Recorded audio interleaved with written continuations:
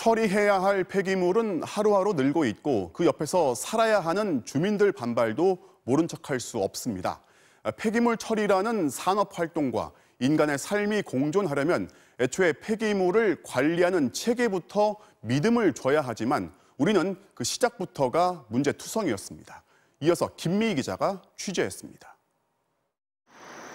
2년 뒤 입주를 앞둔 경기도 연천 은통산업단지. 60만 제곱미터 땅에 식품과 의류 등 9개 업종이 들어설 계획입니다. 바로 길 건너에 있는 통연산업단지입니다. 은통단지와 비교해 넓이가 3분의 1에 불과하고 업종도 2개뿐입니다. 그런데 두 단지의 환경 영향평가 결과를 보면 선뜻 납득이 되지 않습니다. 환경 영향평가에서 통연단지의 예상 폐기물 배출량은 12,000톤으로 추정됐습니다. 하지만 3배나 더 크고 업종도 훨씬 많은 은통단지는 고작 3,000톤으로 통연단지의 4분의 1 수준에 불과한 것으로 예상됐습니다. 현행법상 규모가 50만 제곱미터 이상이고 예상 폐기물량이 연간 2만 톤 이상이면 매립시설을 의무적으로 설치해야 합니다. 은통단지는 규모는 기준을 크게 초과하는데도 예상 폐기물량이 기준에 못 미쳐 결국 매립시설 설치를 면제받았습니다. 왜 이런 결과가 나온 걸까? 환경 영향평가에 사용한 통계가 달랐기 때문입니다.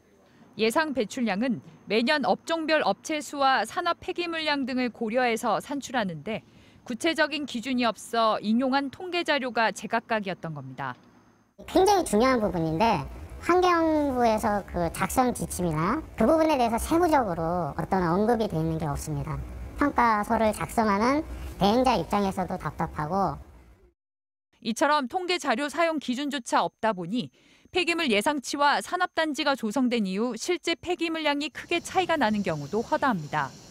경북 포항의 한 단지는 신고된 배출량이 예상치보다 42배나 많았고 경남 함양의 한 산단은 거꾸로 예상치보다 무려 600분의 1이나 적게 폐기물이 신고되기도 했습니다.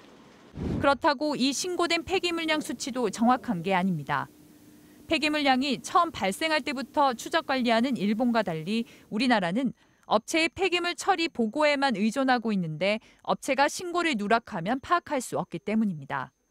실제 50만 제곱미터 이상 전국 산업단지 118곳을 확인한 결과 발생한 폐기물량을 제대로 신고한 곳은 고작 29곳에 불과했습니다.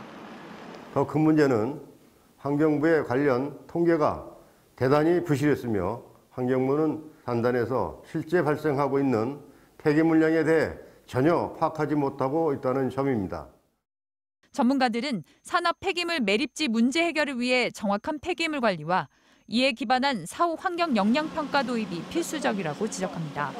발생 가능한 예측을 하고 이후에 이제 산단이 조성이 되고 나서 입주 기업이 어느 정도 완성이 되면은 그때 가서 발생량에 근거해서 매립지 설치 의무를 판단해도 저는 늦지 않다고. 환경부는 전국 1,200개 산업단지 폐기물을 전수 조사하는 방안을 조만간 마련하겠다는 입장을 밝혔습니다. MBC 뉴스 김미희입니다.